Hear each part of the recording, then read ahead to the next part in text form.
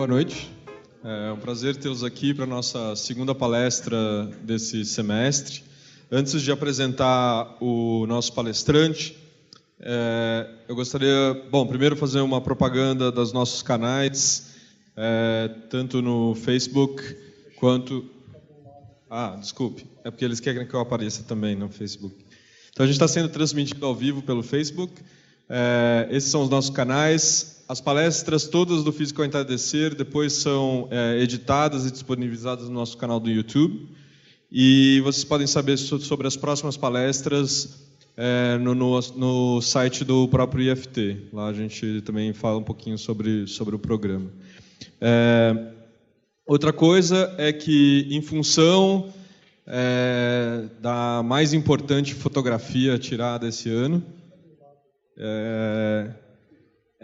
nós vamos fazer um Física ao Entardecer especial na próxima semana. Então, no dia 2 de maio, na quinta-feira, às 7 horas da noite, nós teremos uma palestra sobre buracos negros, né, e a imagem do buraco negro, que vai ser ministrada pelo professor Jorge Matzas, nos mesmos moldes, né, que a gente sempre faz aqui do Física ao Entardecer. E também nós teremos a nossa próxima palestra, vai ser no dia 23, é isso? No dia 23 de maio, vai ser ministrada pelo professor Paulo Artacho, que é professor da USP, vinculado ao painel da ONU de mudanças climáticas. Então, a gente vai falar um pouquinho sobre mudanças climáticas do ponto de vista da física. Então, todos estão convidados. Então, com isso, eu gostaria de dar as boas-vindas ao palestrante de hoje, que é o professor Antônio Neves. O professor Antônio é professor na UFABC, na Universidade Federal do ABC, que fica ali em Santo André e São Bernardo. O professor Antônio é formado na Universidade de Brasília, depois ele fez o mestrado e o doutorado na Unicamp, e sempre na área de ótica, e depois fez o pós-doc dele na Itália, no Laboratório Nacional de Nanotecnologia. Então, eu gostaria de dar as boas-vindas ao professor Antônio, que vai falar um pouquinho sobre pinças óticas, que é a área de pesquisa dele, e sobre exatamente o Prêmio Nobel de 2018, que foi nessa área. Então, só aguardar o pessoal chegando aí um pouquinho. Então, professor, muito obrigado. Obrigado, Alexandre, pelo convite. Prazer estar aqui na Física do Entardecer. E o que eu vou falar para vocês é aquilo que foi divulgado no final do ano passado. Está abaixo? No final do ano passado, com relação ao Prêmio Nobel de Física. Tá? Vocês viram os 3 vencedores. Tá? O Prêmio Nobel, ele é dividido, pode ser dividido um prêmio em até 2 subtemas. Tá? Então, tem um tema geral para a física, foram ferramentas de luz, e você pode dar o prêmio para um único tema ou subdividir em até 2 pequenos temas. Mais para cima? Ok. Vamos ver agora. Está melhor? Tá. Obrigado. Esses 2 subtemas, o primeiro deles, o Ashkin, ele recebeu para pinças óticas, e os outros 2 por geração de pulsos curtos de alta intensidade. Tá? Então, vou falar um pouquinho sobre cada um deles. O Arthur Ashkin, quando venceu o prêmio, tinha 96 anos, faz 97 esse ano, é o vencedor com maior idade até agora da história, e a Donna Strickland é a 3ª mulher a ganhar o prêmio em física. Tá? As diferentes categorias de premiação Nobel, elas respeitam diferentes regras, né? Seguindo o testamento do Alfred Nobel. Então, no testamento dele, disse que para a física, para ser premiado, tem que ser uma descoberta ou invenção. Tá? Por exemplo, da química, pode ser uma descoberta ou inovação, né? Um melhoramento, descobrimento ou invenção para a física, ou descobrimento ou aprimoramento para a química. Tá? Então, as 3 vencedores do Nobel de toda a história começou em 1901. Então, 3 anos depois, Marie Curie ganha o prêmio em física, ganhou depois também para química, radioatividade. A Maria Goeppert Mayer, e 60 anos, e 55 anos depois, a dona Strickland. Tá? Os números, tem um certo tempo que os vencedores eles são indicados, os concorrentes ao prêmio são indicados, e você pode ver quem foi indicado ao Nobel, mesmo não tendo ganhado. Então, lá na página do Nobel, nobel.org, vocês podem ver quem foram os indicados. Aí você pode ver de diferentes países, tivemos cientistas brasileiros que já foram indicados e não foram premiados, cientistas mulheres, também pode procurar por país e por diferentes áreas. Tá? Então, são informações que geralmente não chegam até o público, mas está lá disponível, que vocês podem consultar e ver essas informações aqui no nobel.org. Então, Arthur Ashkin, agora ele já está aposentado, tá? Ele trabalhou num laboratório de uma indústria telefônica chamado AT&T, Bell Labs, tá? O Gerard Mourou, ele está na Escola Polytechnique, na França, e a dona Strickland, atualmente professora lá no Waterloo, no Canadá. Tá?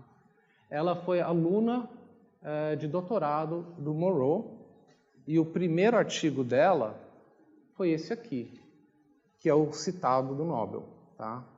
Então, o Gerard Moreau, ele teve uma ideia, que na época eles tinham um certo problema para gerar pulsos ultracurtos de alta intensidade, e eles trabalharam juntos. Foi publicado nessa revista Optics Communications, que na época tinha muito mais prestígio que hoje, enquanto que o Ashkin publicou no Physical Review Letters. Tá? Mas a publicação dele, da primeira publicação indicando a pinça,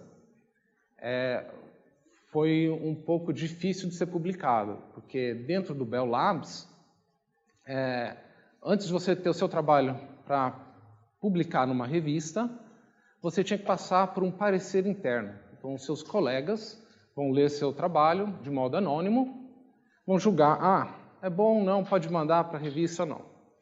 E o parecer desse trabalho foi de rejeitar, de não mandar, porque não tinha física nova ou interessante a ser divulgado. Mas o diretor, na época do Instituto, falou para o Ashkin, olha, não liga para esse parecer interno, manda de qualquer jeito, mandou, publicou, e é o paper que é atribuído aqui ao Nobel, né, que eles citam para o Nobel. Então, só para mostrar o prêmio de amplificação de pulsos, vou explicar esse diagrama aqui, mas na época, não é que não existia pulsos ultracurtos, existiam. Porém, as pessoas estavam querendo alta intensidade. Então, se você tem uma potência constante, vamos falar 1 watt, a ideia é que vamos fatiar elas, a média continua sendo 1 watt, porém você separa, comprime, né, para ter um pouco mais. Tipo isso daqui, ó. Aqui é no tempo, aqui é a potência, em watt, aqui está 1 watt. Isso aqui é a potência média. O que você quer é colocar 2 watts na metade do tempo. Potência média continua sendo de 1 watt. Tá? Então, a ideia é essa energia por unidade de tempo, potência, é sempre a mesma. Porém, a gente quer alta intensidade de pico. Por que queremos alta intensidade de pico? Porque é sempre interação de luz com matéria. A matéria, igual um pedaço de vidro, vai refratar a luz. Então, a luz aqui é como se fosse ditada como ela tem que se comportar pelo material. O material fala, a luz, você vai curvar porque o índice de refração é tanto. Quando você tem alta intensidade de pico, o jogo inverte. tá? Não é mais o material que fala para a luz como ela tem que se comportar, mas a luz que fala para o material, opa, vamos mudar seu índice de refração, agora você vai se comportar desse jeito, e os fenômenos mudam, tá? Então, para conseguir isso, precisa de alta potência de pico. Então, você fala, então, por que o sistema da época não funcionava para amplificar mais que um certo limite? Porque o material recebendo tanta energia por unidade de tempo, ele acabava estragando, né? Passava a luz por um cristal, amplificador do laser, aquecia demais, estragava, quebrava, tá? Então, eles precisavam de uma estratégia diferente, né? Os princípios da época eram chamados key switching e mode locking. Eles precisavam de um princípio novo, que foi o prêmio do Nobel, que eles chamam de CPA, Chirp Pulse Amplification, tá? O que você vai fazer ter um daqueles pulsos, assim, só que você vai passar por um elemento que vai separar as cores desse pulso, as diferentes frequências, tá? Por quê? Porque em vez de ter toda aquela energia do pulso, se você separa, você tem uma energia menor para cada comprimento, tá? Você pode imaginar isso aqui como se fosse um prisma, tá? São, na verdade, 2 grades de refração, porque é mais eficiente para esse sistema, mas é o mesmo comportamento que a luz branca passando por um prisma e abrindo todos os comprimentos. Aí, cada um desses comprimentos, cada cor, viaja com uma velocidade aqui no cristal, né? Aí vai ter o chirp, você vai amplificar e depois você quer comprimir de novo. Então é como se você fizesse passar pelo prisma, você tem a luz branca colorida, você faz o caminho contrário, colorido, para recombinar em luz branca, tá? E aí você consegue pulsos de altíssima intensidade, tá? Essa técnica ela já foi usada e já ganhou um prêmio Nobel na Química, né? Em 99, quando eles usavam isso daqui para estudar reações rápidas, tá? Como que eles vão estudar reações rápidas? Vocês viram aquelas luzes estroboscópicas, né, que fica piscando e parece que o movimento está mais lento, né? Ou às vezes até parado, se está na mesma frequência que o movimento? Então, esses pulsos são esses piscares que são bem pequenos, da ordem de femtosegundos, então 10 a menos 15 segundos, e você consegue ver essa dinâmica rápida acontecendo com esses pulsos, tá? Você tem, acho que o número, uma vez foi citado, era você tem, em 1 segundo, a quantidade de femtosegundos, de 10 a 15, é o mesmo que 1 segundo para a idade do universo, tá? Para comparar a ordem de magnitude. Então, o laser, o invento foi aqui em 1960, aí depois começamos a aumentar a intensidade focalizada, né? Então watts por centímetro quadrado, porque o problema no cristal era justamente isso, colocar muita intensidade no cristal. Então aqui foram essas técnicas iniciais, e depois passou-se vários anos sem nenhum melhoramento, teve pouco, né? Para poder aumentar até o desenvolvimento da técnica CPA, que permite chegar até petawatt, tá? 10 a 15 watts é petawatt.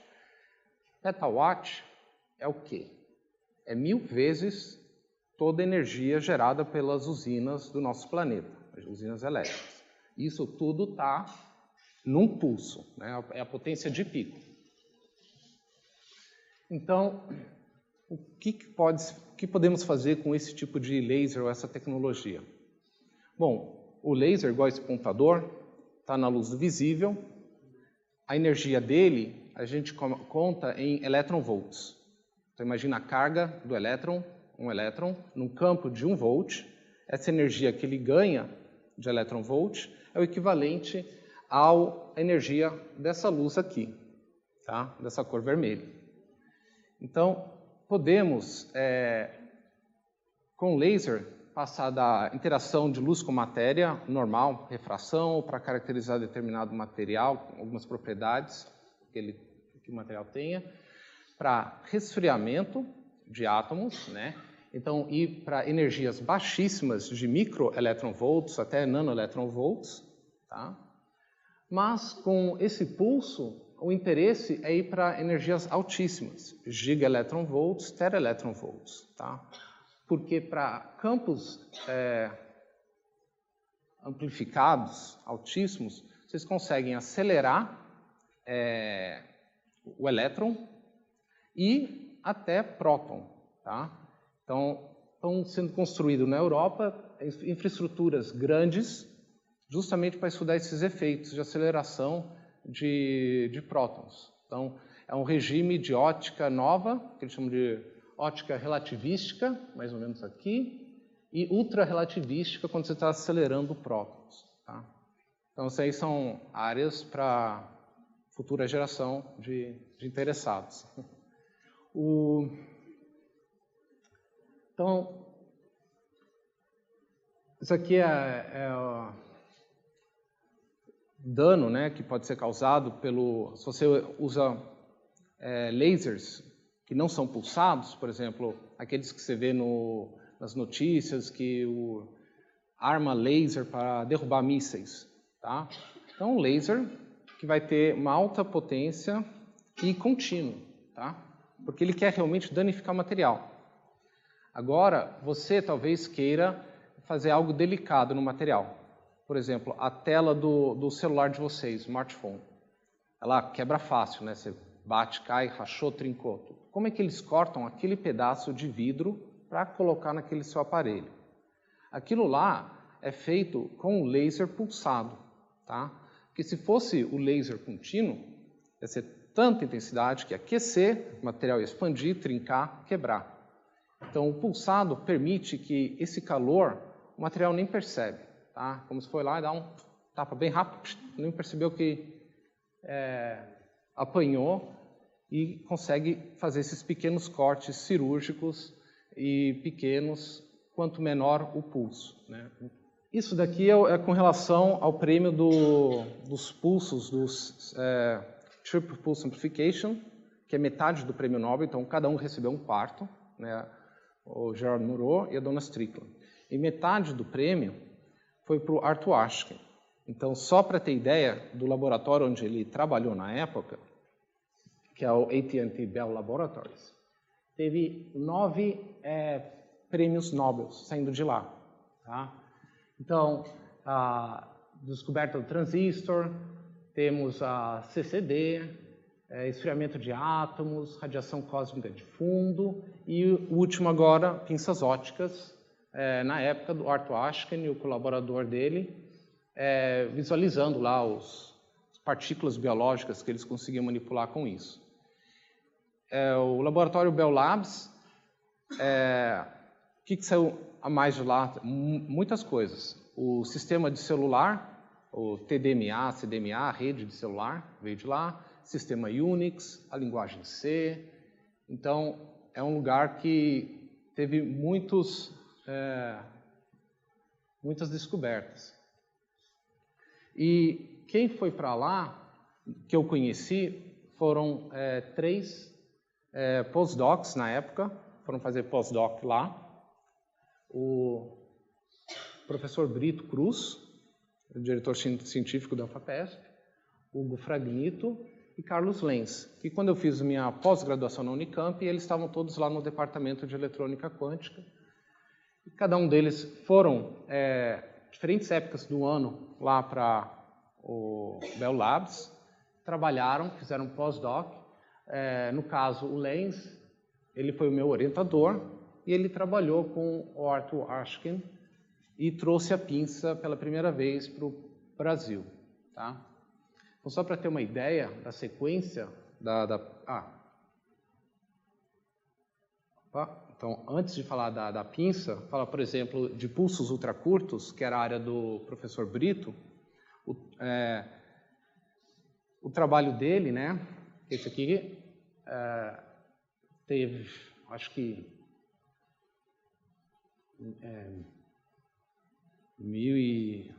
4.000 citações, eu acho. de 87, era um recorde na época, né? Então, conseguiu pulsos de 6 femtosegundos. Tá? Era o mais rápido e ficou por vários anos esse recorde. Então, as pessoas estavam tentando chegar em pulsos mais curtos e com maior amplificação. Tá? Isso aqui foi depois que ele ficou no Brasil. O professor Lenz, então, ele fez esse postdoc. Começou a montar a pinça em 91, lá na Unicamp.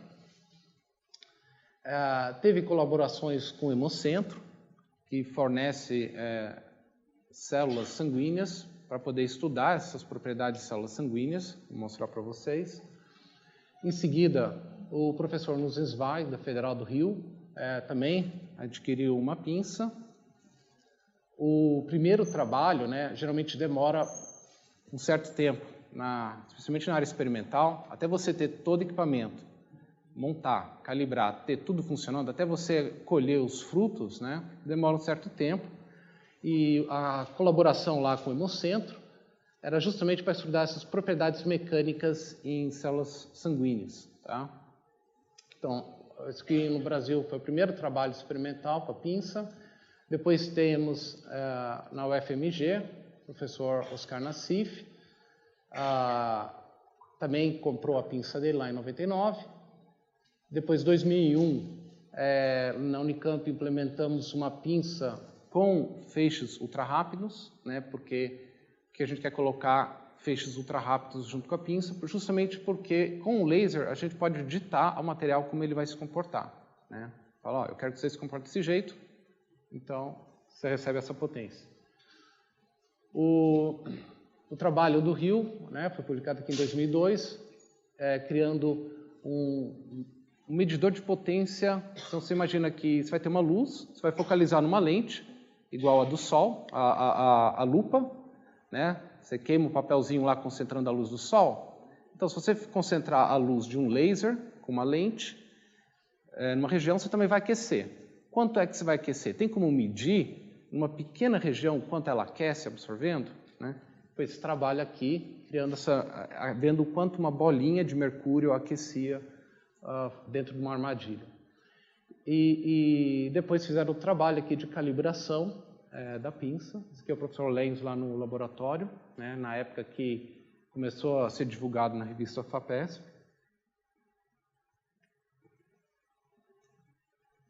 E isso daqui é uma imagem de um asteroide, né? Parece um cometa, mas é asteroide. Isso aqui foi em março desse ano. Então, foi fotografado pelo Hubble. A ideia aqui, né, por que esse asteroide saiu da sua órbita, por que está se desmoronando, né? Porque a luz do Sol vai incidir sobre o asteroide, a superfície do asteroide não é uniforme, tem certas regiões onde ele vai absorver mais, outras menos, vai ser expulso, a radiação vai absorver, ser reemitida pelo asteroide, e dada essa irregularidade dessa pedra no espaço, ela vai começar a girar. Então ela começa a adquirir momento angular. Então você imagina algo no espaço que está girando e vai girar até a força centrífuga ser maior que a atração gravitacional. Aí ela começa a quebrar, se despedaçar no espaço, sozinho com a luz do Sol ao longo do tempo, porque é uma aceleração, nesse caso um torque, constante, que o Sol está exercendo sobre o asteroide. E isso aqui é chamado de efeito Yorp, né? Aí chamam Yorp. E foi observado pelo Hubble. Aí você vê essas duas caudas, né? Um é de partículas ionizadas e outro de partículas neutras. E as partículas neutras, você vai conseguir ver, separar as distâncias, desde grão de areia até um quiquinho lá de farinha. Você consegue ver porque a luz do Sol está sendo espalhada por ela, e você consegue distinguir os diferentes tamanhos, porque se você tem o Sol está exercendo uma espécie de força, a luz do Sol, em cima dessas partículas neutras, aí, dependendo da massa da partícula, cada uma delas vai receber uma aceleração diferente. tá? Para a mesma força aplicada. Então, você vai ter as pequenas sendo sopradas, né, para fora do nosso sistema. Então, em termos de cometa, talvez o mais conhecido seja o cometa Halley. Tá? O primeiro registro que se tem do cometa é da passagem em 1666, nesse tapete aqui de Bayeux, mostrando um pouco da história inglesa, né? Então, estão apontando para o cometa. Eu coloquei esse cometinho aqui em cima, porque eu vou aproveitar essas duas caudas do cometa para contar a história da passagem do cometa no nosso planeta. Cada vez que ele visita, a física, especialmente a ótica, mudou. Tá? Então, as duas caudas eu já expliquei para vocês. Uma é gás ionizado, tá? E outras são partículas neutras, que não vão ter cargas. Essas vão estar sendo aceleradas para fora pela pressão que o Sol exerce, a luz do Sol exercendo essa pressão. E quem chegou a cogitar primeiro essa hipótese foi Kepler, quando o cometa passou em 1607. Tá? Kepler olhou, viu aquelas caudas e imaginou uma explicação para que o Sol estivesse soprando, mas não entendia realmente a física por trás. Para ele, era a mesma explicação que a fumaça subindo da chaminé de uma casa, tá? Lareira. Uma espécie de empuxo na visão dele. Então, depois de Kepler, em 1607, ter avistado o cometa, a ideia era de uma teoria corpuscular para a luz. Né? Temos um trabalho aqui, por exemplo, do Descartes, com a raquete na mão e a bolinha, explicando refração como se fosse um arremesso de bola, né? Uma partícula corpuscular que penetra aqui nesse lago e muda a trajetória. Tá? Então, pensando em termos de luz como uma bolinha, um corpúsculo, a gente pode entender pressão de radiação. Tá? A gente pode entender usando simplesmente conservação de momento linear. Tá? Tem um objeto, uma certa velocidade, ao impactar numa parede, ele vai ser refletido com o mesmo ângulo de incidência. Tá? E a componente aqui vertical, ao longo de y, do momento, mudou.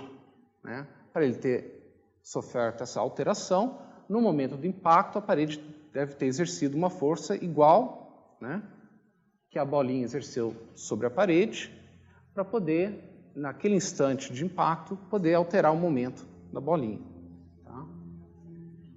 Se você imaginar essa bolinha como um corpúsculo de luz, ela bate, por exemplo, num espelho e acaba empurrando o espelho. Tá? Então, em 1682, o cometa passa novamente. Logo depois tem a publicação do Tratado de Newton, Optics, onde a ótica é corpuscular, ele investiga a difração da luz. Então esse era o modelo da época. Depois, quando o cometa visita em 1759, começamos a chegar na ideia que a luz é uma onda. Tá? Tem os trabalhos de medições da velocidade da luz. Então, Romer e Huygens mediram as luas de Júpiter, o eclipse de Io em Júpiter, e dependendo do planeta Terra, na sua órbita, ele via que o tempo lá mudava.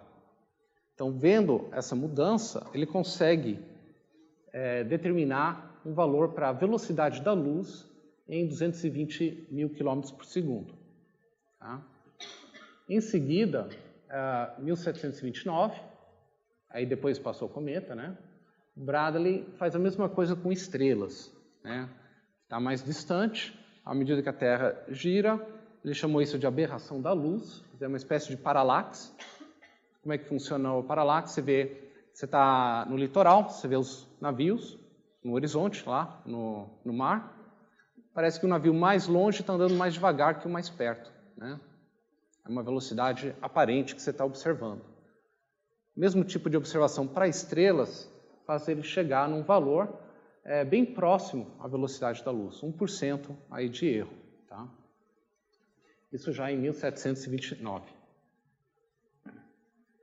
Então, agora, antes de passar o cometa, em 1835, agora já estamos no auge. Quando ele passou, já estamos no regime de ótica ondulatória, todo mundo aceita ondulatória e descartou o corpuscular, por 2 experimentos principais. O experimento de fenda dupla de Young e o ponto de Arago por Fresnel, tá, em 1818. Isso que era uma competição na França, pela Academia Francesa de Ciência, para colocar em prova os modelos. E nesse caso aqui, você tem um sistema de iluminação, que na época não era o laser, uma esferinha, uma obstrução, e aí Fresnel falou que a sombra deveria ser completamente escura, não teria nenhum ponto luminoso, não deveria ter nem... Fresnel falou que ia ter o ponto luminoso, tá? E no caso, Poisson falou que não podia ter, era a sombra que ia ter lá. Né? Se você imagina como corpúsculos, partículas, saindo de uma fonte luminosa, as bolinhas vão ser o corpúsculo interceptado por esse objeto e vai fazer a sombra dele ali, e não teria luz dentro da sombra. Mas se você vê em termos de uma teoria ondulatória, onde há essas difrações atrás do objeto, atrás da esfera teria uma difração, e essas seriam construtivas, vindo de todas as direções, de modo a formar um pontinho brilhante. Tá? E aí foi chamado de ponto de Poisson ou ponto de Arago. Né? Mas foi o Fresnel que demonstrou isso, e esse aí foi o experimento Crookes. Tá? Depois disso, todo mundo falou, ok, agora a gente vai acreditar que a luz é uma onda, e não mais um corpúsculo. Então, só para lembrar as datas, 1835 passa, sabendo que é uma onda, e temos em 1873 o trabalho de Maxwell, que ele unifica luz, eletricidade e magnetismo, reconhecendo que todos esses 3 fenômenos é um único fenômeno de eletromagnetismo, que a luz é um fenômeno eletromagnético. E portanto, ele consegue determinar, ele fala que a onda eletromagnética, ou a luz, ela possui não só energia, mas também momento. Então, se ela tem um momento, igual aquelas bolinhas que colidem contra um corpo, ela pode exercer uma pressão de radiação. Tá? Então, teve várias tentativas experimentais, após Maxwell ter falado, olha, existe, né, a teoria prevê, mas alguém conseguiu medir isso aqui em laboratório? Um dos experimentos talvez mais conhecidos seja o radiômetro de Crookes, 1873, tá? Só que, qual que era a ideia dele? Aqui você tinha um bulbo, como se fosse de uma lâmpada, aqui em cima essas 4 pás, ventoinhas, de um lado branco, outro lado preto, e a ideia era qual? A luz vai incidir na parte clara, e vai refletir mais, portanto, transferindo maior quantidade de movimento do que o lado escuro que vai absorver. Tá? Então, é isso que se esperava, mas ele observava que ele estava girando ao contrário. Ele não estava girando da pá clara para a escura, mas a escura para a clara. Posteriormente, eles entenderam por quê. Porque aqui dentro não era VAR, é um gás a baixa pressão. E o que acontecia era que a parte escura absorvia o laser, aquecia, e era mais um fenômeno térmico, portanto, dessas moléculas do ar perto da pá escura, colidindo mais, do que do lado claro, que faz ela girar do outro sentido esperado, que é a pressão de radiação. Então, esse radiômetro, de fato, não serviu para demonstrar a pressão de radiação. Tá? Falhou. Mas a tentativa dele foi boa. Por quê? Porque depois do radiômetro de Crookes, eles colocaram uns cátodo e anodo aqui dentro. O Thomson usou para descobrir o elétron, né, os raios catódicos. Depois, esse tubo sofreu um pouco mais de alteração e veio a válvula, né, o triodo, que é o precursor do transistor, o berço da eletrônica. Tá? Então, vários experimentos na física acabam levando a caminhos que você não esperava. Tá? Esse aqui é um deles. Né?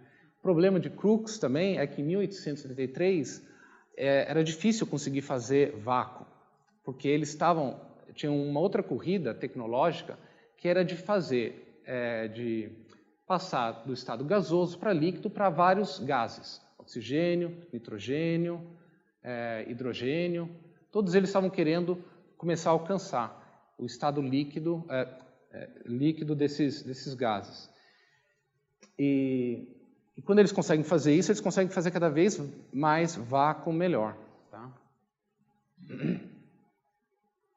Então, o experimento que de fato conseguiu demonstrar o que Maxwell previa, que as ondas podiam carregar momento, foi o experimento de Nichols e Hall, e independentemente também por Lebedev, no mesmo ano, tá? Em 1901, os dois fizeram. Um nos Estados Unidos, que eu acho que era Pensilvânia, Universidade de Pensilvânia, isso aqui na Rússia. Tá? E a ideia, eles conseguiram bons resultados, apenas 1% de erro relativo com o esperado da teoria. Eles fizeram um sistema de balança de torção. Aquela mesma que é usada para medir constante gravitacional, que são duas massas, e você mede a atração das massas, substitui as massas por espelhos. E aí você joga a luz, bate no espelho, e aí tem a torção do fio. Né? A luz vai bater, vai refletir, você vai ver o espelhinho andando e o pontinho mudando de posição. Aí, dada a distância, o quanto ela move, você consegue calcular nessa balança de torção com boa precisão. Tá? Então, 1901, logo em seguida passa o cometa Halley, 1910. E agora sabemos que a pressão de radiação existe, foi medida. O que podemos fazer com pressão de radiação? Tá? Hoje, eu fiquei sabendo disso daqui semana passada, numa conferência que eu fui lá nos Estados Unidos. A ideia é de usar pressão de radiação para medir potência.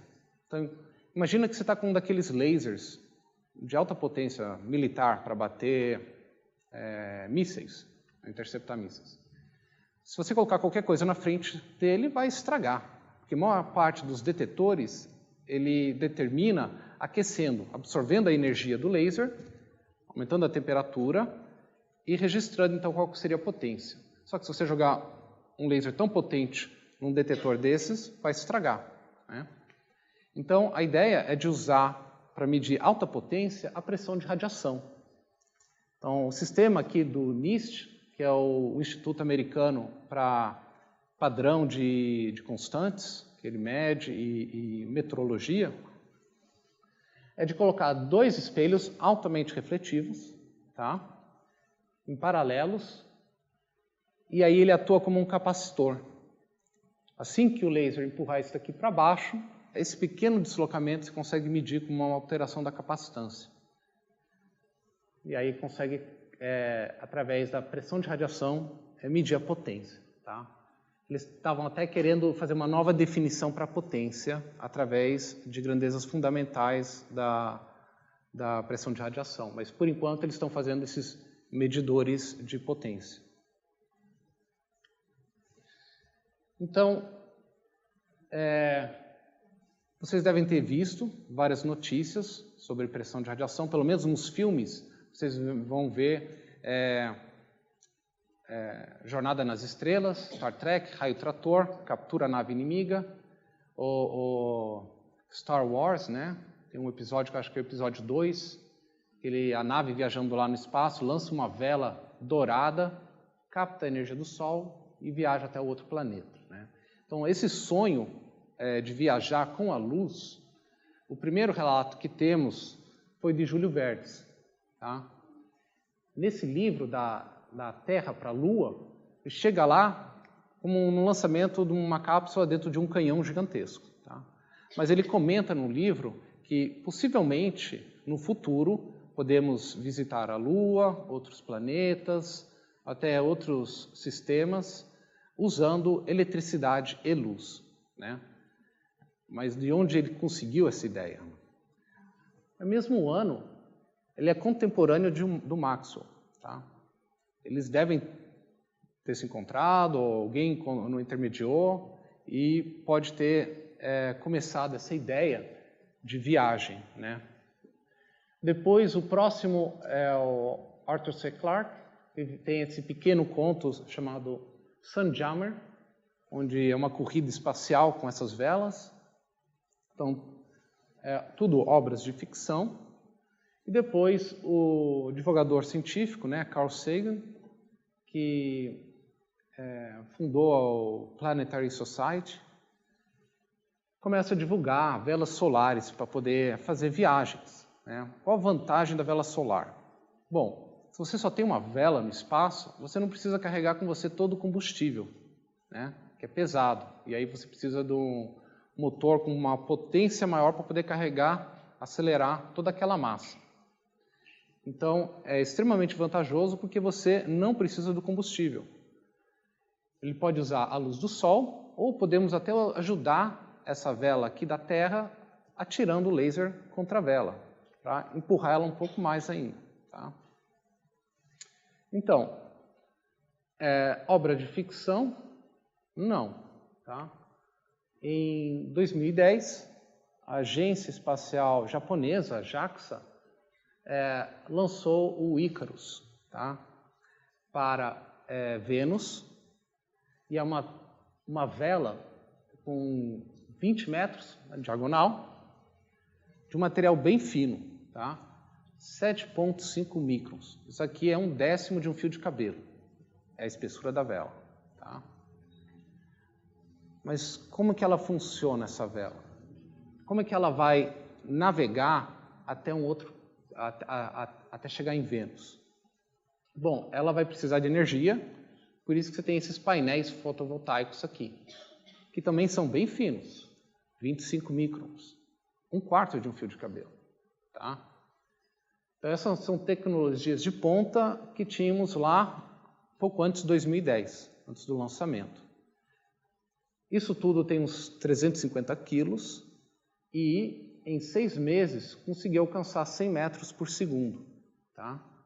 A força constante que o Sol estava exercendo sobre essa vela solar era de 1 milinewton. Então, 1 milésimo de Newton. Porém, é uma força constante. Né?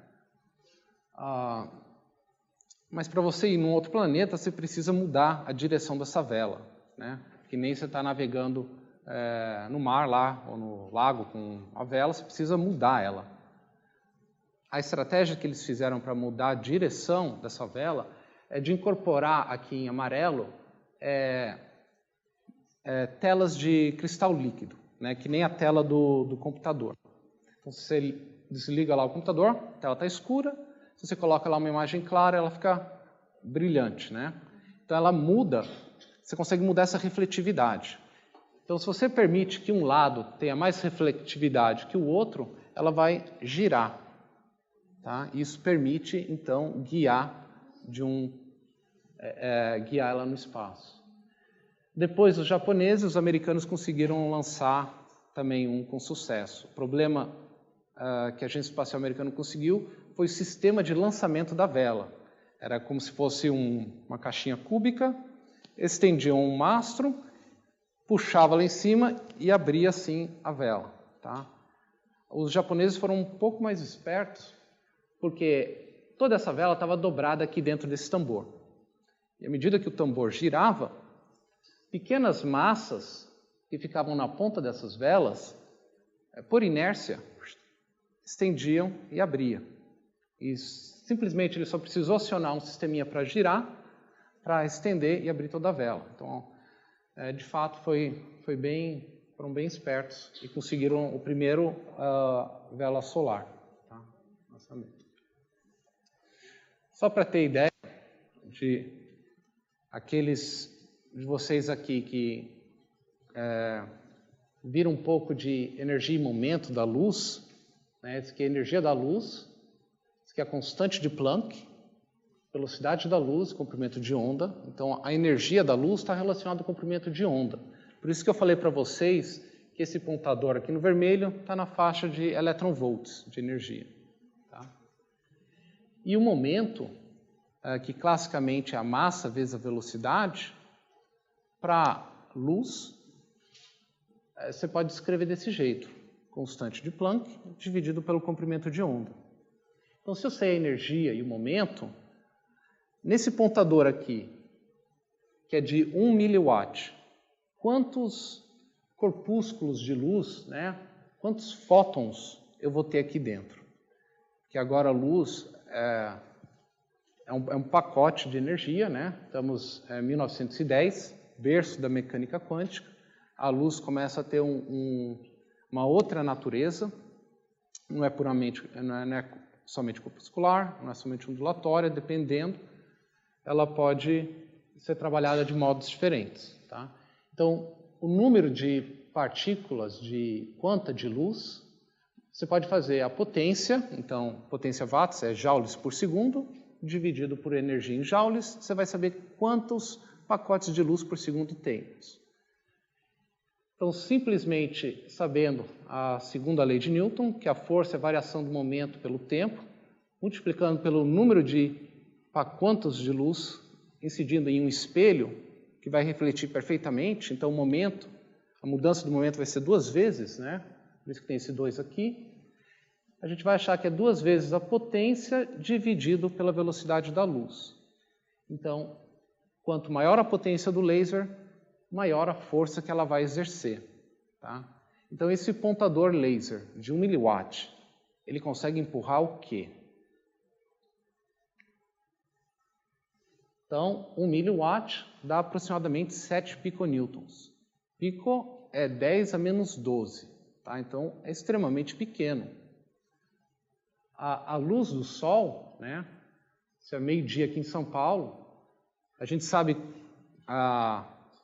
A gente temos como medir quanta potência por metro quadrado de radiação solar temos. Então, é só fazer essa conta, a gente sabe essa pressão. São 4 micronewtons por metro quadrado. Né? 4 micropascal. A gente sabe quanto é a pressão atmosférica, é muito mais do que isso. Então, a gente não sente. A gente não sente um recuo assim que a gente sai de casa pelo dia estar iluminado. Né? Talvez a gente sente um calorzinho, mas... não tem um recuo de pressão.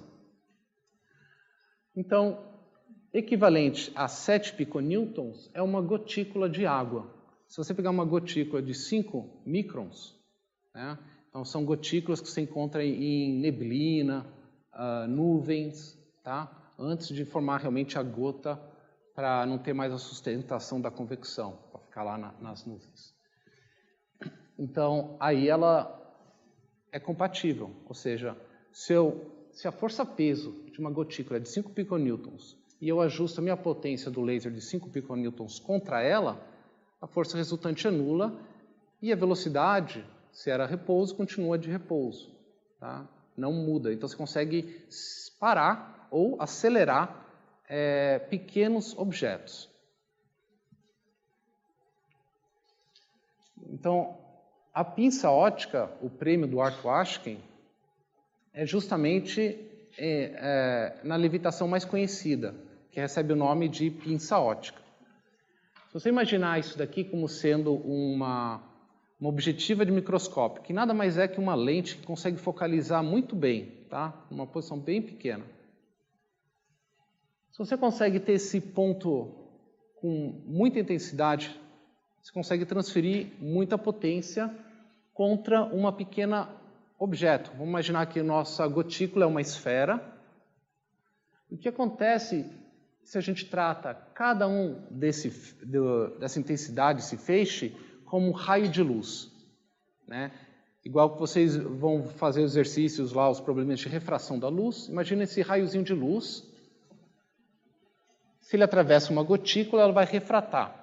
ela vai refratar na primeira interface, quando ela entra, e vai refratar depois. A direção que a luz propaga é a direção do momento. Então, se você imagina esse pequeno raio desse canto aqui, que tem esse momento nessa direção, quando ele sai refratado aqui, ele vai ter uma direção levemente diferente da inicial, tá? Essa pequena diferença, por unidade de tempo, vai ser uma força que vai empurrar a esfera para um lado e o outro feixe do outro lado para o outro. Né? Ela vai acabar sempre trazendo o objeto para o foco. Tá? Aqui temos um exemplo, numa torneira de casa. Você pode ver o momento inicial, o fluxo da água, e aqui ela sendo o momento final, saindo.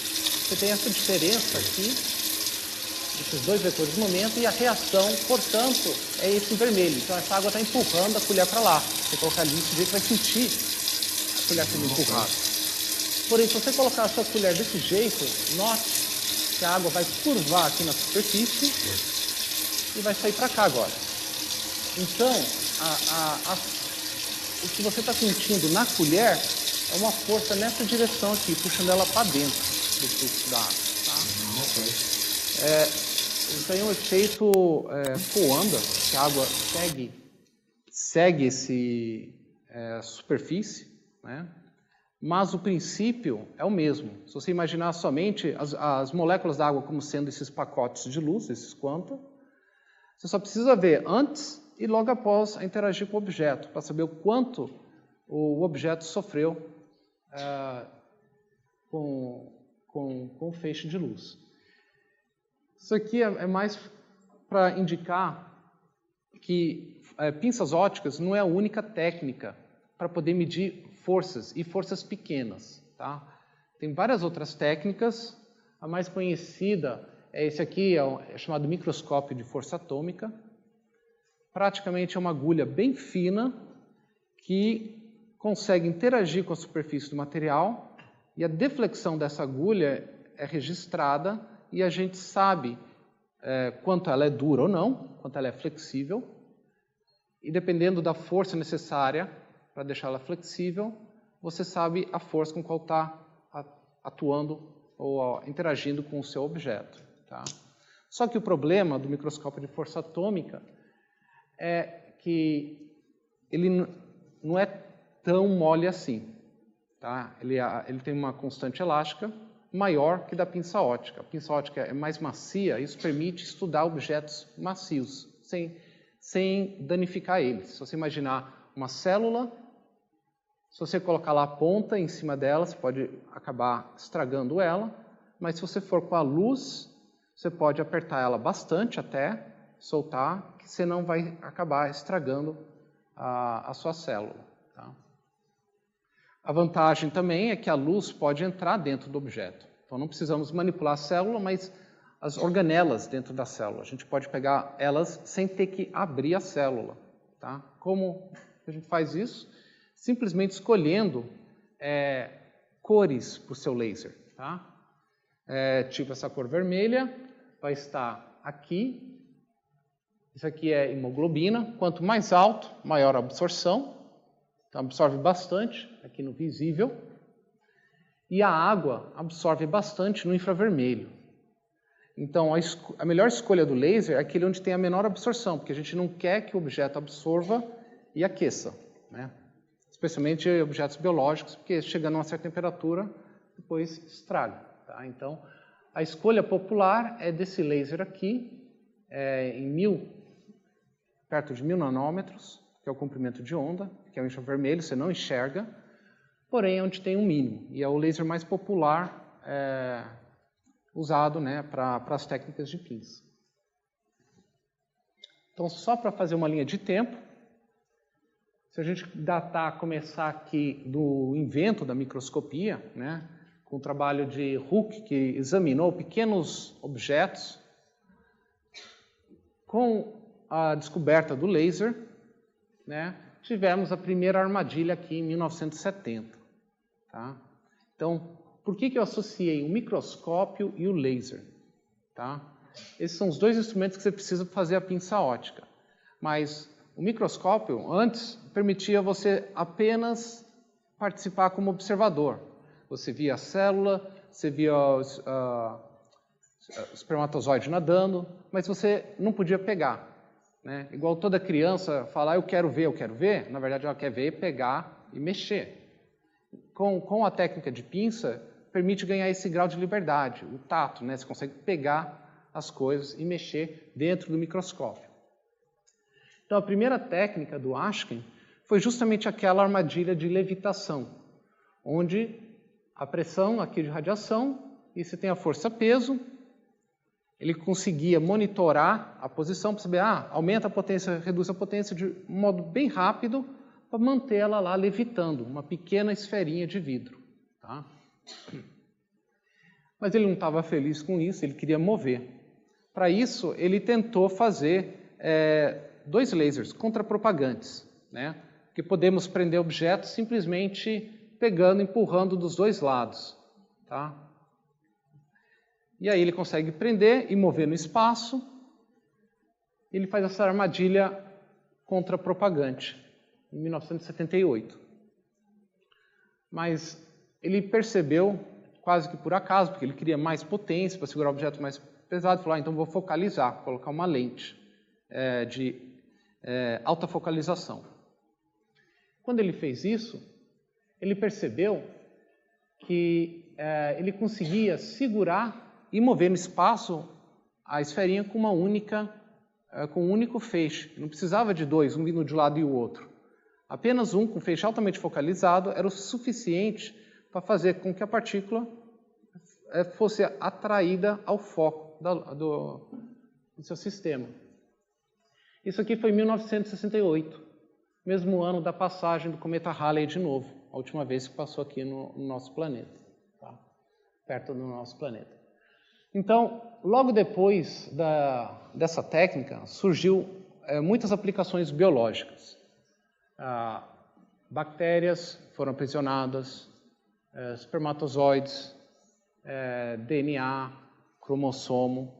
Tanto é que hoje a maior parte da comunidade de pessoas que trabalham com essa técnica trabalham com materiais biológicos. Tá? E o trabalho mais interessante para entender como funciona dentro de uma célula. Tá? Isso aqui são chamados de microtúbulos, que você pode imaginar como se fosse o trilho do metrô, tá? Ou do trem. E ele leva essas moléculas, são chamadas moléculas motoras, porque elas andam em cima desse trilho. E ela carrega nas costas diferentes organelas para levar de uma região do corpo até outra. Tá? Então isso tudo é dentro de uma célula, então é bem pequeno. Estamos tentando estudar o que está acontecendo com uma única molécula. Então o que eles fizeram foi pegar um desses microtúbulos, colocou aqui uma lâmina, a molécula, só que em vez de colocar o cargo a organela, ela grudou em uma daquelas microesferas que a pinça gosta de pegar e segurar. Então, à medida que essa molécula, que é chamada de cinesina, começa a andar sobre esse microtúbulo, ela empurra essa microesfera para fora. Se ela empurra essa microesfera para fora, a luz, que antes estava seguindo uma trajetória reta, vai curvar.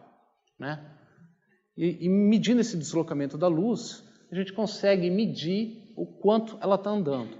O passo que ela anda é de 8 nanômetros, 8,2, mas 8 nanômetros, então 1 nanômetro é 10 a menos 9 metros, é extremamente pequeno, e eles conseguiram medir isso aqui com uma resolução de fração de átomo de hidrogênio, tá?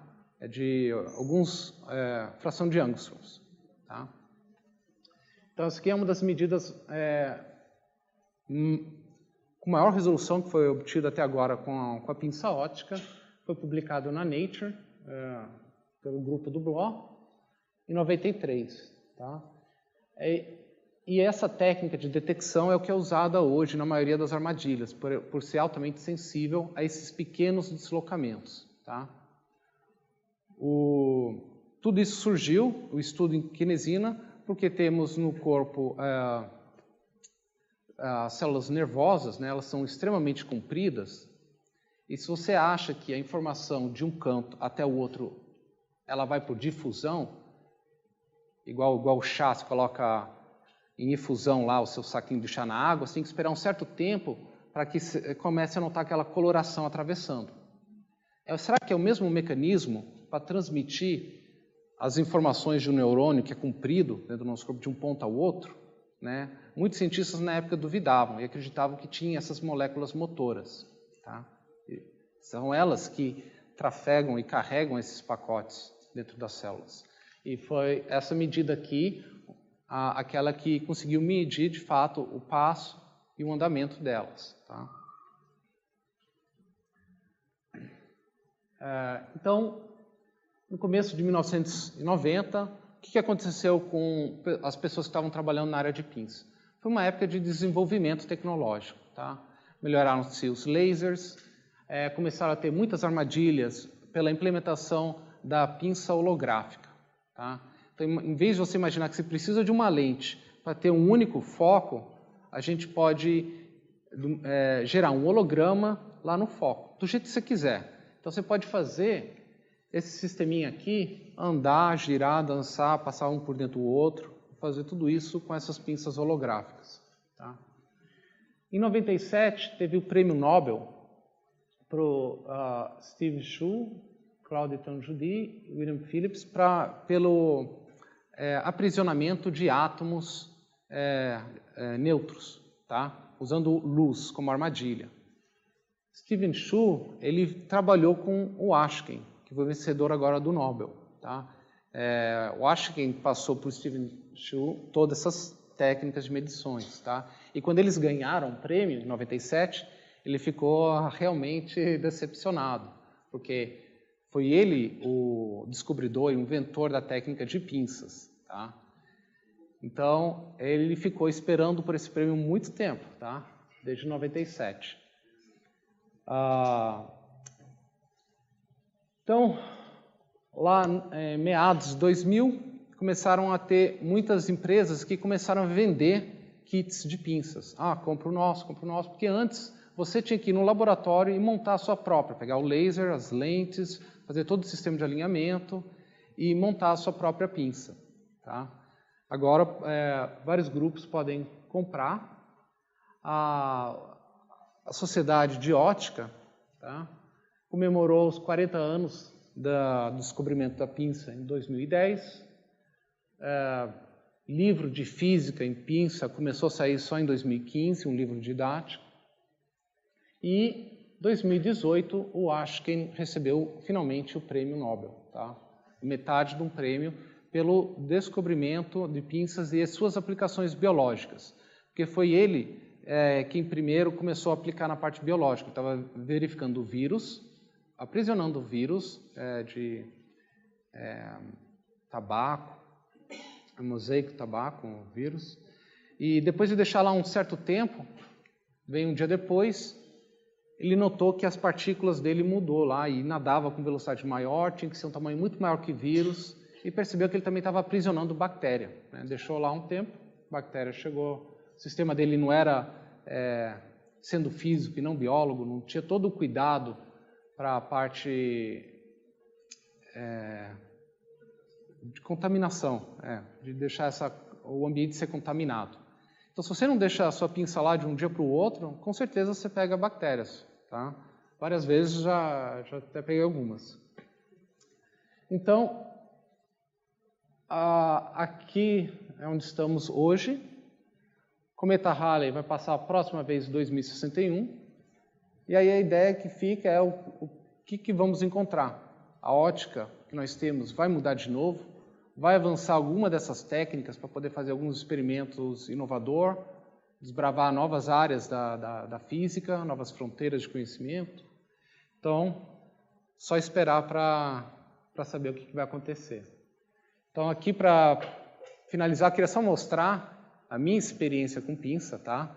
Então, quando eu fui aluno lá na Unicamp, tinha todos esses aparatos e e os raizinhos com diferentes cores eram diferentes lasers, eu queria que o material se comportasse de um modo específico. Tá? Então eu precisava de várias fontes, extremamente trabalhoso para montar o sistema e deixar ele funcionando.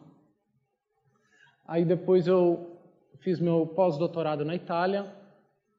Antes tem que mostrar para vocês alguns vídeos lá da Unicamp. Tá? Esses aqui são alguns exemplos. Temos... Tá. Esse aqui não está rodando, mas vamos começar por esse que está rodando. Aqui temos uma hemácias empacotadas, uma encostada na outra. Então, aqui, as células sanguíneas, tá? Aqui tem uma armadilha segurando e aqui tem um outro segurando a outra célula sanguínea, empurrando ela para lá. Aí você vê que elas estão ligadas, como se fosse uma cola. Na verdade, tem terminações na membrana delas, ligações de proteínas que seguram com uma atração mais forte que a armadilha consegue romper. Tá? Mas o experimento que eles fizeram lá no Hemocentro era justamente a de estudar armazenamento de sangue em bancos de sangue. Geralmente fica lá 3 semanas no banco de sangue, mas aquele sangue é bom para depois passar para o paciente ou não. Então o que a gente fazia era pegar as células sanguíneas, apertar ela que nem uma bolinha de tênis e ver se ela estava murcha ou não. Para cada dia de estocagem. Aí você sabia até onde poderia se conservar, ou se tinha que mudar o modo de conservar, ou quais tinham que ser descartados. Tá? Então, aqui o espermatozoide na armadilha, está preso pela cabeça, é a cauda dele tentando nadar, e você vê o outro passando de lado, sem ser afetado pela armadilha. Ali, ó, nadando, e esse aqui está preso. Né? Então, ele não está encostado em nada. Ele está dentro de uma piscina e a luz está segurando ele ali, para poder fazer diferentes estudos, tá? Então, no UFABC eu estou trabalhando com espermatozoide de touro para fazer estudo de motilidades, tá? Envolvendo a pinça. Isso aqui é um pedacinho que estava, uma organela que estava aqui na parede celular, aí você pode puxar, esticar lá para dentro, até não dar mais, e ela é recuada lá para dentro. Tá? Isso é dentro da célula sem ter que perfurar ela.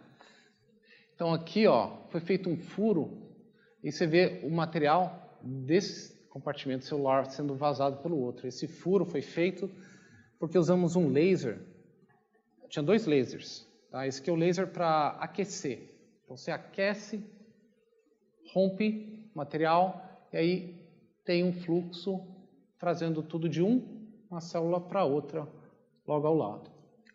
Depois da Unicamp, eu fui lá na Itália, um pós-doc, montei uma outra armadilha, você pode ver que ela é bem mais compacta, um sistema de armadilha dupla, então, tinha 2 que eu podia mover, um com relação ao outro, e precisão de posicionamento de alguns nanômetros. Tá? O trabalho que eu fiz lá, que era esse aqui, ó, de rotação, isso aqui é uma nanofibra, 100 nanômetros, eu pego ela, e ela fica orientada assim na armadilha. Tá? E aí, à medida quando eu apoio ela aqui na superfície, à medida que ela tem um certo ângulo, ela começa a girar.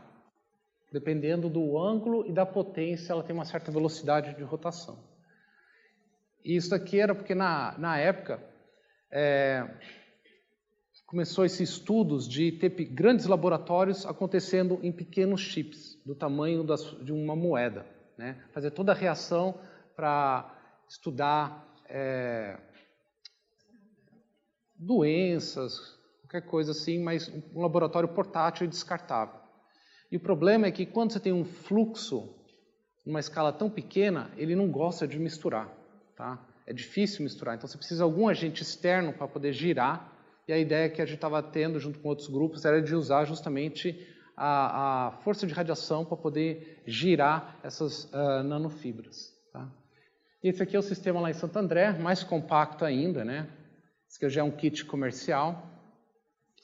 E o que fizemos já com essa armadilha? Então, isso aqui são umas 200 microesferas, então, esferinhas de 1 micron. Então, eu tenho um espelho lá tão rápido, sabe, laser show, ou na boate, que tem aqueles lasers que faz aqueles desenhos na parede. São os mesmos sistemas de espelhos que eu uso para mover aqui a armadilha, de um ponto ao outro. Então, só tem uma armadilha, mas eu estou indo tão rápido, eu seguro ela e solto, eu pego ela de novo antes que ela percebe que não está sendo presa. Então, você vê que ela fica uma estrutura bem arranjada, parece rígida, sólida, mas dependendo da frequência com a qual eu vou oscilando, ela vai se comportando de modo mais fluido, elástico. Tá? Então, você pode fazer materiais microscópicos simularem comportamentos de mudança de fase, como se fosse sólido, virar líquido, né? Então, e esse aqui são leveduras. Tá? Você vai lá no supermercado, aquilo que você usa no bolo para crescer, você pega, coloca e podemos aprisionar elas e manipular elas também. Essa daqui está sendo presa. Aí ela se desloca com relação às outras. Isso aqui é uma célula. Enquanto aqui você vê realmente esse comportamento, ó, esse pedaço até destaca e volta. Para esse aqui, que eu mostrei esse último, um único. É um único, tem todas essas esferinhas aqui, ela está deslocando que nem esse pontador laser. Só que eu desloco tão rápido que para ele parece que é um só. Mas se eu vou fazendo ele mais devagar, ele vai tendo esse comportamento que se destaca e se junta todo. Então, eu queria terminar mostrando esses vídeos e antes de encerrar, já que temos muitos alunos aqui com interesse em física, queria divulgar não é um entardecer com a física, é um amanhecer, porque essa disputa final acontece 9 horas da manhã lá na Suíça, que seria 4 da manhã aqui. Vai ser televisionada pelo YouTube, no canal do International Physicist Tournament. Teve uma equipe no ano passado do Brasil que chegou a classificar em terceiro, né? Você pode assistir o vídeo dela do ano passado. E esse ano as disputas são entre essas 3 universidades. Então vocês vão ver alunos lá de graduação discutindo física de alto nível para um júri e participando desse torneio. Eu achei que seria algo interessante para vocês. E se vocês têm algum interesse em pinças ópticas e outros fenômenos, tem esse livro que saiu recentemente, que eu ajudei a escrever um dos capítulos de pinça, com a maior parte das coisas que eu falei hoje. Eu trouxe uma cópia aqui, se vocês quiserem ver depois. Tá? E obrigado pela atenção e por estar aqui até à vontade.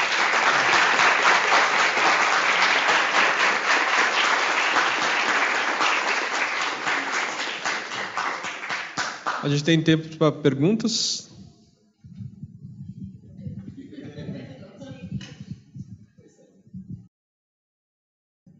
Então, boa noite. Boa noite. Eu tinha várias perguntas para fazer, mas acho que é mais pertinente fazer as 2 últimas. Que é, como vocês... No último vídeo que você passou, tem uma parte que vocês esticam não sei o nome, e ele volta depois quando vocês soltam, não é? Uhum. Como vocês fazem isso com as pinças? Então, tem uma pequena organela aqui na parede celular. Ele está segurando um objeto que é de material diferente que este. Então, você pode imaginar a membrana celular como sendo um colchão de água, né? E a superfície ela é bem elástica. Então, se você pinçar assim e puxar, imagina essa cama de água de material de borracha bem fino. Você vai poder puxar e deformar em um fio na membrana, que é esse barbantezinho aqui, né? Esse fiozinho que você está observando sendo esticado. Aí acontece que isso aí são pequenas moléculas que estão uma do lado da outra, e você consegue enfileirar uma espécie de tubinho de moléculas. Só que você consegue puxar até uma certa distância. Depois elas vão estar puxando mais forte com que a armadilha consegue arrancar essa ponta. E aí você consegue, por exemplo, estudar qual é a força máxima que você precisa exercer para poder fazer esses tubos de membrana, chamado membrana lipídicas, né? Bilipídio, camada, que aí vai sendo puxado. Você imagina isso como sendo, por exemplo, igual sabão, lavar roupa, ela forma essa michela para segurar e separar os diferentes meios. E a superfície da célula é que nem isso, é o mesmo material, igual essa cama, colchão de água de material elástico que está sendo puxado. Perfeito, entendi. Tá bom. E a outra pergunta que eu tinha, no último vídeo que você passou, tem uma parte que saiu uma partícula girando, não é? Então, vocês usam o laser para fazer isso, não é? Isso. Como? Então, essa partícula era de uma fibra nanométrica, e essa fibra ela é presa, por exemplo, se eu tenho um laser aqui, se eu colocar ele assim, ele vai empurrar esse lado. Então, a melhor configuração, a única configuração que você consegue aprender com um único feixe é assim. Aí ele fica desse jeito. Tá? Então, eu venho com laser, você vê que ela está deitada, tem um pequeno movimento browniano. Deixa eu ver se eu consigo voltar aqui.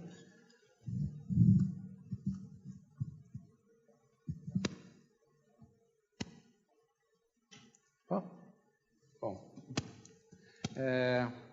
pequeno movimento browniano, aí eu pego por uma ponta, ela fica nessa posição. O grupo, na verdade, queria fazer, além de misturadores, pequenos circuitos, colocando essas fibras para poder iluminar e transmitir a luz como se fosse uma fibra óptica, num caminho conhecido. Tá?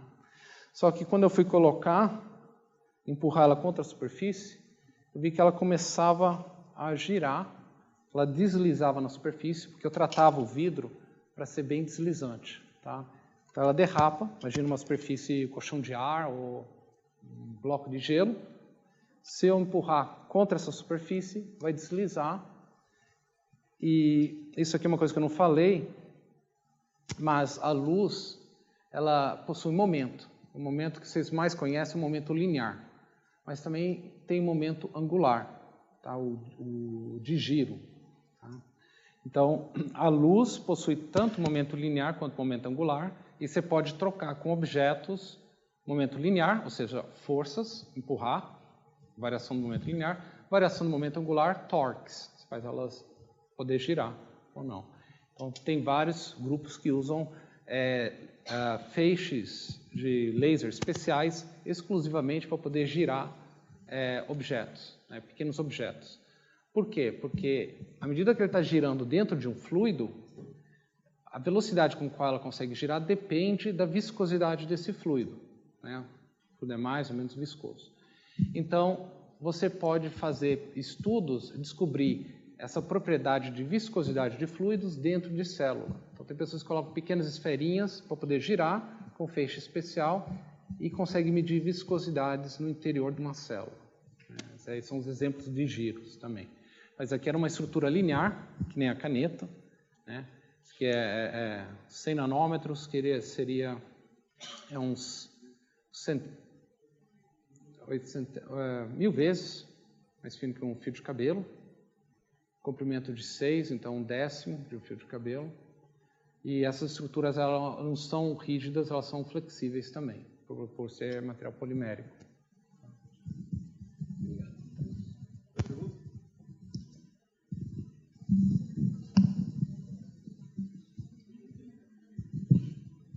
Professor, boa noite. Meu nome é Maurício Gattai, eu sou da Federal de São Carlos, me formei em 2008 em Engenharia Física.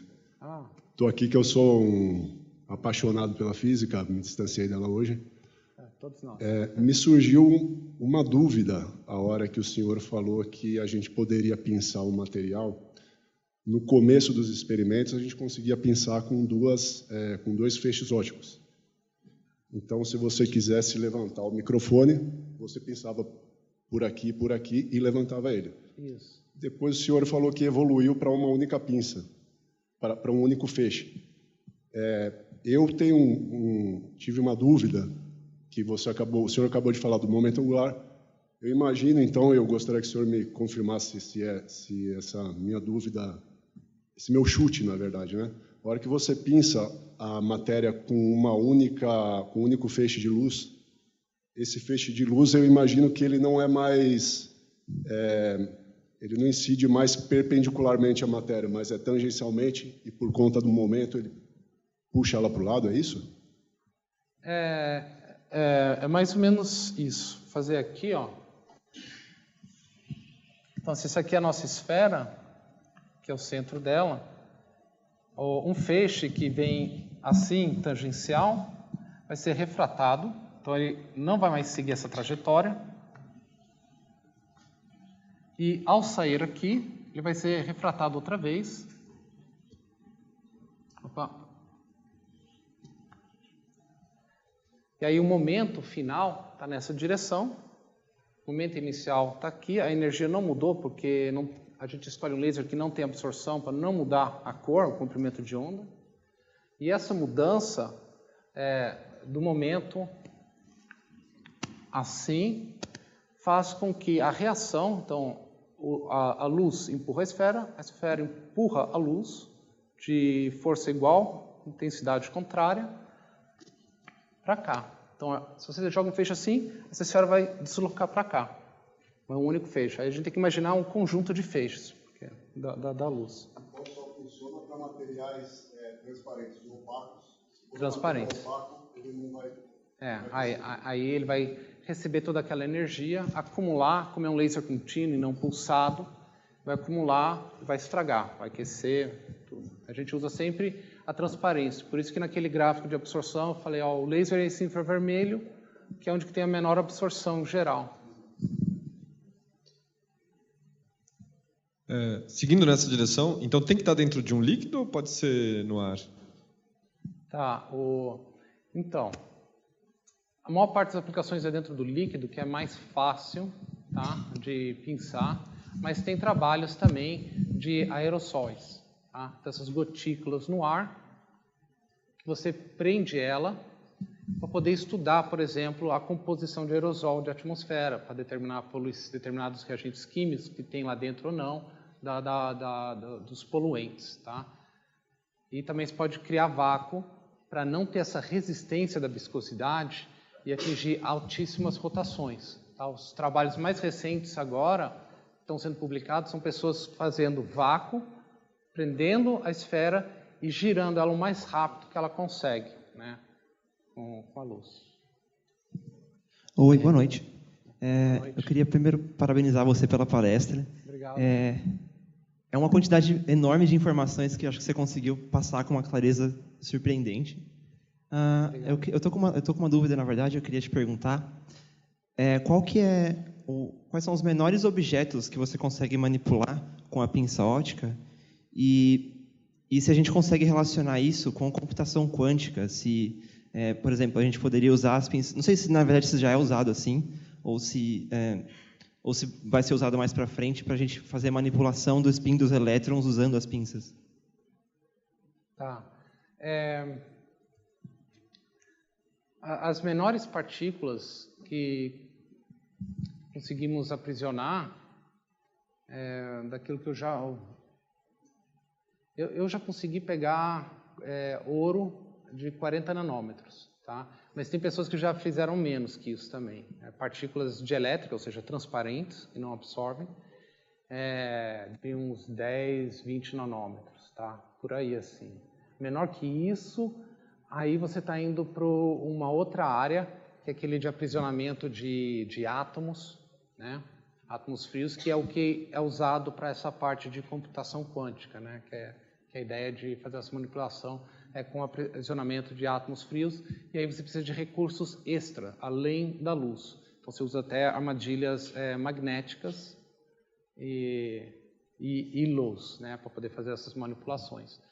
Eu acho que um trabalho recente que teve foi na revista bem conhecida, Science, de uma reação, acho que uns 2 anos atrás.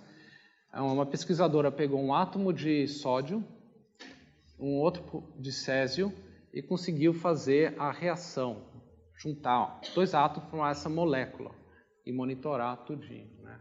A ideia é que, tendo essa ferramenta sendo cada vez mais desenvolvidas e capacitada para manipular átomos e moléculas, você seja capaz de usar ela para fazer essas partes de computação quântica. Tá, de nada. A região de estabilidade no foco da pinça é independentemente da geometria do objeto? Desculpa, não entendi a primeira palavra. A- O quê? A região de a estabilidade da pinça, a estabilidade atingida pela Sim. pinça, ela independe da geometria do objeto que está sendo pinçado? Não, ela depende. Tá? Tem que ser Depende, esférica. A maior parte são esferas, porque esferas é mais fácil, é bem comportado. Você consegue, é isotrópico nas direções, então você consegue trabalhar bem com ela. Tá? É usado até como transdutor de força, porque a gente consegue caracterizar tão bem a esfera que depois, uma vez que você caracteriza, se você imaginar todo o feixe vindo aqui, é como se fosse um sisteminha massa-mola, né? Você tem o ponto de equilíbrio, aí você tem essa mola nas 3 dimensões, em x, y e z. E tanto é que eles falam, quando você vai calibrar, eles falam qual é a constante elástica da armadilha. Porque qualquer deslocamento que ela vai para fora da posição de equilíbrio tem uma força restauradora trazendo ela para o centro, que nem uma mola, um sisteminha de massa-mola. Tá? Então, quando você calibra a sua armadilha, você determina essa constante elástica. Você observa o deslocamento ou por vídeo ou por detectores específicos, igual aquele da molécula cinesina. É um detetor a quadrante para medir esses pequenos deslocamentos. Se você está calibrada, você consegue saber quanto é essa força, quantos piconewtons você está exercendo. E aí você pode pegar ela, calibrado, empurrar contra objetos que você quer saber. Aí você empurra ela contra uma outra célula que não tem uma superfície definida, né? Bem esférica. Mais perguntas? Boa noite. Boa noite. Parabéns pela palestra, né? Eu achei muito Obrigado. interessante. Não é a primeira vez que eu vejo sobre o tema, né? Eu já vi outras palestras e surgiu uma dúvida. Queria saber como funciona, se dá para fazer isso, se é possível. Fazer uma pinça ótica aplicada, vamos dizer, pode ser a medicina, né? Se você for manipular algo dentro do corpo de uma pessoa sem atingir ou dar algum efeito muito grande nas paredes, né, da própria pele e tudo mais, no caso seria pegar uma distância, né, cheio de pulsos, que iria emitir vários pulsos, e daí as ondas teria uma onda construtiva naquele ponto que você quer formar a pinça, para poder manipular dentro da pessoa. Tá, eu acho que entendi. E tenho 2 respostas, tá? Essa da luz penetrar dentro de um corpo, como tem várias camadas de materiais diferentes, agentes de refração diferentes, a luz vai desviar em maneiras que às vezes você não consegue prever. Tá? Então, o que se utiliza, especialmente nas pinças holográficas, é a correção disso. Do mesmo jeito que é usado em astronomia, para corrigir o laser pela atmosfera, flutuações, é chamado de ótica adaptiva, você consegue corrigir todos esses pequenos defeitos de antemão para lá dentro ter aquela região de alta intensidade. Agora, medidas em vivo, num organismo que está vivo assim, eu só vi um trabalho, agora não sei qual grupo, mas eles conseguiram aprisionar uma célula sanguínea, né, a hemoglobina lá, dentro de um vaso de um rato. E eles conseguiram parar o fluxo naquele instante, porque eles foram acumulando todas as outras células atrás. Né? Esse é o único trabalho que eu conheço em vivo. Né? Até eu fiquei assim surpreso, falei, nossa, a força é suficiente para parar lá isso daí. Mas eles tiveram que cortar, né, parte para poder atravessar com laser. Não é que ele atravessou usando essa ótica adaptiva. Então, é uma técnica que você tem para poder corrigir esses defeitos, essas aberrações ópticas. O outro é um experimento que foi, de fato, realizado, feito e conseguiu interromper por um tempo o fluxo sanguíneo num pequeno vaso de um camundongo. Até o momento, para seres vivos, precisa realmente abrir o caminho para a luz percorrer, né? Senão... Precisaria, sim. Obrigada. De nada. Mais perguntas? Então, vamos novamente agradecer o Antônio. Foi um prazer.